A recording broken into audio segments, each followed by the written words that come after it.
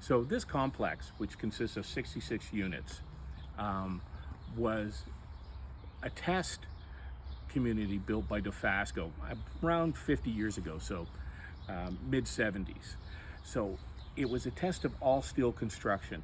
All the studs are steel, all the siding is steel, everything related to the construction project, the construction of these townhouses is steel. Now, they're all built on concrete piers, so there's no basements. So they're elevated above grade, which is the ground, and there's a crawl space underneath where, of course, all your pipes and such run. Now, that poses a problem because you have critters that crawl underneath and find nice homes to live.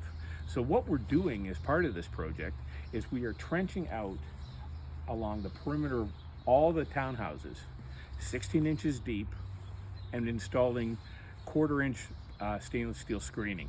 And that's to prevent animals from burrowing underneath, so that residents no longer have issues with skunks, raccoons, rats, mice, anything from living underneath their house and making a comfortable home, which they don't pay rent, so they don't get to live in. As we all know, half of the job in doing an excellent quality paint job is preparation. All right, and I'm going to show you what chalking is. As you can see, we've got some steel siding right here, and if I rub my hand down the surface, you'll see this residue. That's called chalking. Now, chalking is caused by the deterioration of the paint through exposure to UV rays and weather. Oil paints tend to chalk over time. Inferior or cheap latex paint have a bad habit of chalking. Now, I don't know how old this paint is, but this is severe chalking. And we have to clean it off because paint will not stick to the chalking. So how do we fix it? So what we have to do is we have to ensure that all that chalking paint is removed. Now, one thing about chalking paint is that the root cause from the UV exposure, weathering, it changes the pH level of the paint. So it makes it an alkaline or base.